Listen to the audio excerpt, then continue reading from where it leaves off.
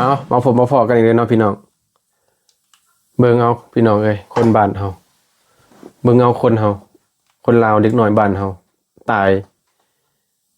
ยคือบ่อยากเว้านะจักตายคือหยังนะให้พวกเจ้าคิดเอาเบิ่งเอาฆ่ากันตายแบบง่ายได้แล้วนะเห็นบ่พวกตำรวจพวกกันพนักงานรัฐนี่มันเฮ็ดหยังอยู่ฮะมันคือบ่ลงไปกวดสอบบ่สืบหาคนที่ฆ่าตายย้อนหยังเฮ็ดหยังเป็นหยังลูกหลานเราตายแบบง่ายแท้ฆ่ากันตายง่ายแท้คนลาวเฮาข้อยบ่เข้าใจพวกเจ้า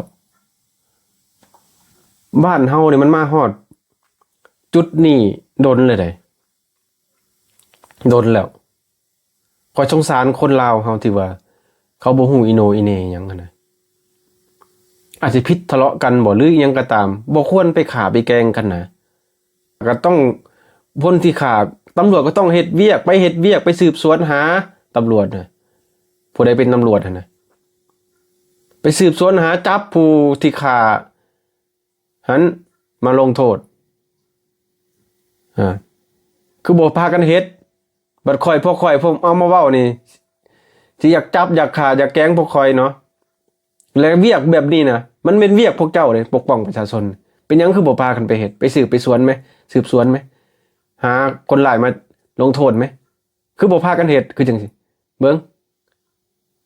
ตำรวจอยู่ไสบ่มีหน่วยงานตำรวจบ่มีแต่โปรเจกต์ตึงอันน่ะไปเก็บศพเท่านั้นแล้วก็แล้วจักตายย้อนหยังก็บ่ฮู้คันแม่นอยู่เมืองนอกนะคันตำรวจเขาบ่อันน่ะยังบ่ทันได้สืบสวนหาหลักฐานอีหยังได้นะโปรเจกต์ตึงยังบ่มีสิทธิ์เข้าไปเก็บศพได้ถึงที่มีเหลือแต่กระดูกก็ตามนะอันนี้ยังเหลือเป็นคนอยู่นะยังเป็นศพอยู่นะยังบ่ได้เปื่อยบ่ได้หยังนะบ่มีการสืบสวนหาหลักฐานอีหยังเลยนำจับคนหายมาลงโทษเนาะบ่มีตายแล้วก็แล้วเท่านั้นอยู่เมืองลาวเฮ็ดหมอพี่น้องข่อยเห็นแล้วข่อยสงสารผู้หญิงซ้ำนี่เด็กน้อยอายุประมาณ10กว่าปี20กว่าปีเท่านั้นอนาคตยังไกลมาฆ่ามาแกล้งกันสิสู้สิผิดสิเถียงอีหยังก็ตามสู้บ่ควรฆ่ากันเข้าใจบ่เพราะว่าชีวิตคนเฮาเนี่ยมันมีค่าที่สุดล่ะกูนี่นะอยากให้พวกสู้สิตายนะกูก็ยังบ่ฆ่าสู้นะเข้าใจบ่ใส่กฎหมายใส่สู้นะสู้เฮ็ดหยังไว้กูจดไว้หมดแล้วพวกสู้เฮ็ดหยังไว้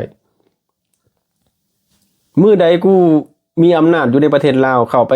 ปกครองประเทศลาวมื้อนั้นแหละพวกสู้สิลงนรกท้องแท้ขังสู้ไว้อยู่ใต้ดินพุ่นบ่ให้เห็นเดือนเห็นดาว